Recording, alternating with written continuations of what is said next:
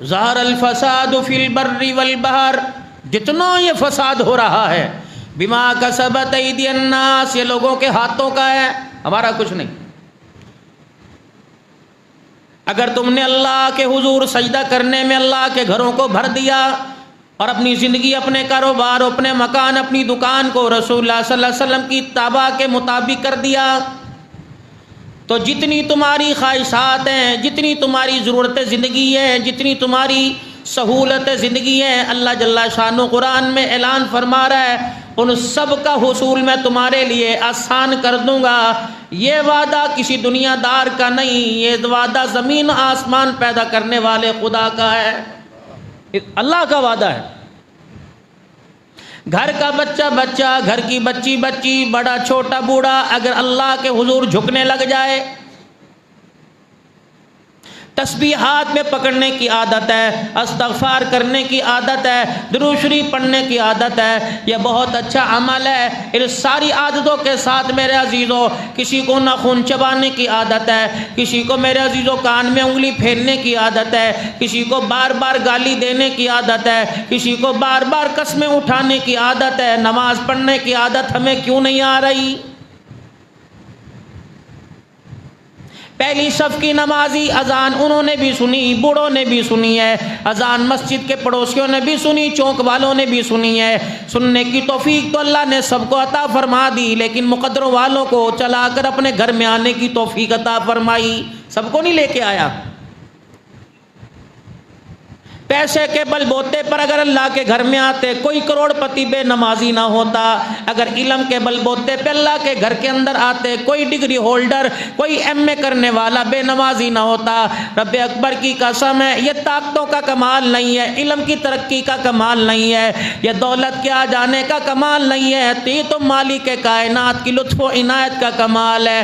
مالک کائنات ہٹے کٹوں کو، اچھے اچھوں کو سجدہ کرنے کی توفیق نہیں دیتا، اگر توفیق دینے پر آ جائے تو بستروں پہ پڑے ہوں کو تہجد کی نمازیں بھی پڑھوا دیتا ہے۔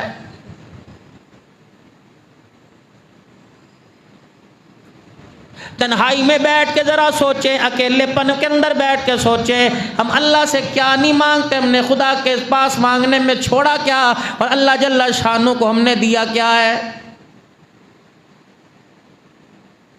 یہ بھی کوئی باپ ہوگا جس کا بیٹا بدر کے میدان میں شہید ہو گیا اور رسول اللہ صلی اللہ علیہ وسلم کے پاس اگلے سال آیا، ابھی 10 مہینے نہیں گزرے تھے، ابھی تیسرا سال ہی آیا تھا۔ میرے عزیز و رمضان المبارک کے مہینے میں غزوہ بدر ہوا، 5 شوال کو ابو سفیان اور مکے کے سارے سردار 3000 کا لشکر لے کر مدینے پر پھر حملہ کرنے کے لیے آ گئے۔ ابھی تو میرے عزیزوں گھر کے جوان دنیا سے جام شہادت نوش کر کے گئے تھے، یہ باپ پھر حضور کی خدمت میں آ گیا کہ کل رات میں نے خواب دیکھا، میرا باپ جنت کے دروازے پہ، میرا بیٹا جنت کے دروازے پہ کہہ رہا ابا مزے مزے یہاں آ جا، اللہ کے پاک پیغمبر بیٹے کے پاس جانا چاہتا ہوں، آ میرے لیے شہادت کی دعا فرما دے۔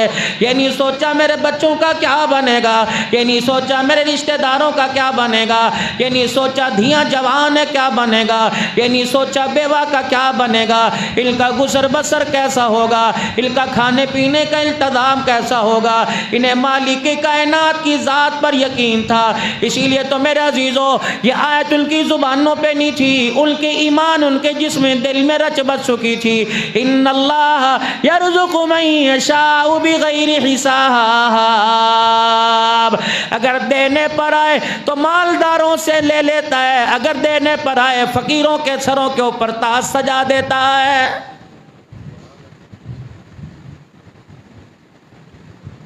مدارس کی بمبار لگی پڑی ہے، ہر گلی کے اندر مسجد ہے، ہر محلے کے اندر بنات کا بچیوں کا مدرسہ علیحدہ، ناظرہ پڑھانے والی باجیوں نے علیحدہ مدرسہ کھول رکھا ہے، قرات سکھانے والوں نے ٹیوب میرے عزیزوں موبائل کے اوپر قرآن پڑھایا جا رہا ہے، پاکستان میں بیٹھ کر پوری دنیا کے اندر قرآن سکھایا جا رہا ہے۔ لیکن میرے عزیزوں قرآن کے تمہیں بڑے بڑے قاری نظر آئیں گے، پاکستان والا امریکہ جائے گا، مصر والا پاکستان نہ جائے گا، قرآن قرات کے اندر تلاوت کے اندر تو پوری دنیا کے اندر ترقی کر گئے، لیکن عمل ہمارے پاس صفر سے بھی کم ہے، عمل ہمارے پاس کچھ نہیں۔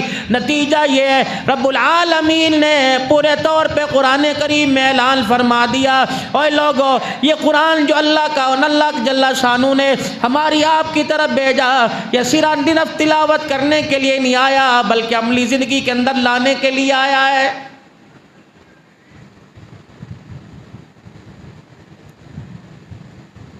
ابھی کل رات ہی موبائل کے اوپر میرے عزیزو اللہ اکبر ایک جھلک سی گزری، باشرہ بزرگ تھے، ریڈی لگائے کھڑے تھے، اینکر اس کے پاس چلا گیا۔ یہ بھی تو تماشے کرتے ہیں نا میڈیا والے، جان جان کے چھیڑیں گے۔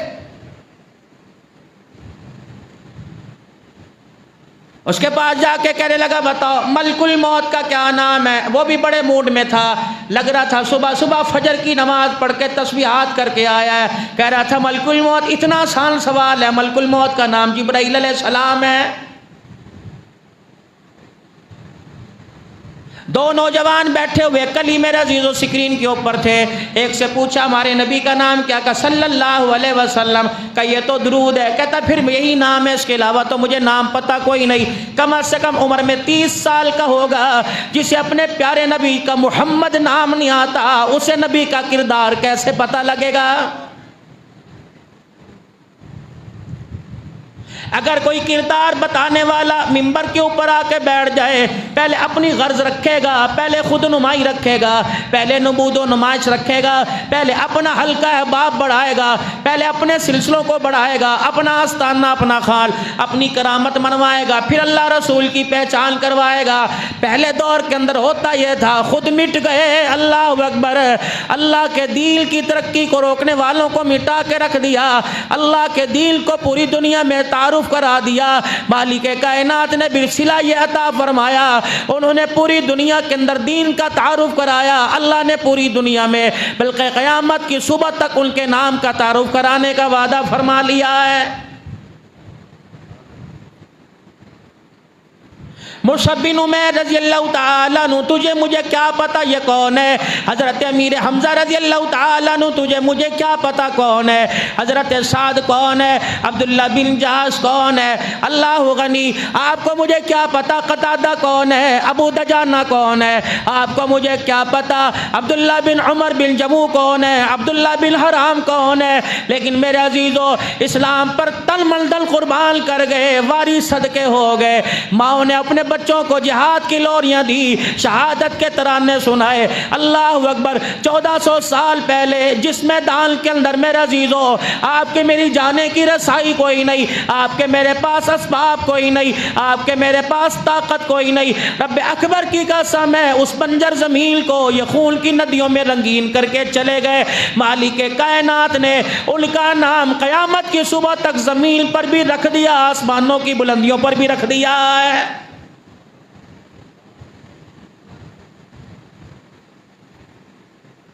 پاک پیغمبر صلی اللہ تعالیٰ علیہ وسلم کو 5 شوال کو پتہ لگا، 5 شوال جمعہ کا دن رسول اللہ کو پتہ لگا، 5 شوال کو پتہ لگا کہ مشرکین مکہ 3000 کا لشکر لے کر جو مال ابو سفیان رضی اللہ تعالیٰ عنہ ابھی دور اسلام سے پہلے دور جاہلیت میں ملک شام سے جتنا تجارت کا سامان تھا سارے کا سارا جمع کر کر جنہوں نے دارالندوہ میں رکھا، انہوں نے بدر کا بدلہ لینے کے لیے ساری ایڈی چوٹی کا زور لگا دیا۔ 17 عورتیں میدان کے اندر ساتھ آئی، 3000 کا لشکر ساتھ آیا ہوا ہے، جس کے اندر 700 اونٹ ہے، 300 گھوڑے ہیں، 700 زیرہ پوش ہے، 3000 میرے عزیزو اللہ اکبر افراد ہے، اور ایسی تیاری کے ساتھ آ رہے ہیں، نیتیں کر کے رجز پڑھتے آ رہے ہیں، اشعار پڑھتے آ رہے ہیں، ترانے پڑھتے آ رہے ہیں کہ آج ہماری تلواروں کی عزت سے آج اسلام کا نام لینے والا کوئی نہیں بچے گا۔ امام انبیاء صلی اللہ علیہ وسلم نے ان لوگوں کو اکٹھا کر لیا جو ابھی بدر کے اندر اپنے بچے قربان کروا کے آئے تھے، تازہ دم لوگوں کو اکٹھا کر لیا، جو بدر کے میدان میں اپنے چمڑے اڑوا کے آئے ان لوگوں کو اکٹھا کر لیا، جو بدر کے میدان میں اپنے سینے پہ تیر کھا کر آئے۔ اللہ کے پاک پیغمبر نے فرمایا ایک مرتبہ کفر پھر اچھل رہا ہے، اسلام کے مجاہدوں بتاؤ تمہارا اس کفر کو کچلنے کے اندر کیا ارادہ ہے؟ صحابہ کرام کھڑے ہو گئے اور اس کے اندر 15 یا 17 بچے تھے اور کہنے لگے یا رسول اللہ ہمارے بڑے بدر کے میدان میں گئے ہم نہ جا سکے، اے اللہ کے نبی خدا کا واسطہ اگر تلوار لے کے آئے تو آپ ہمیں جانے سے روکنا نہ، آپ انکار نہ کرنا۔ یہ جذبہ اس وقت کے بچوں کا تھا۔ میرے عزیزو آج کے بچوں کا جذبہ کیا ہے؟ رب اکبر کی قسم ہے اسلام پھیلانا تو دور کی بات ہے، ہماری نئی جنریشن اسلام مٹانے کے چکر میں لگی ہوئی ہے۔ اگر باپ میرے عزیزو گراؤنڈ کے اندر جانے کی، اگر باپ سنوکر پہ جانے کی، والی بال کھیلنے کی، بیڈمنٹن کھیلنے کی، کراٹے سیکھنے کی اجازت دے رہا ہے تو باپ مسجد کے اندر آنے کے لیے کیوں اصرار نہیں کر رہا ہے؟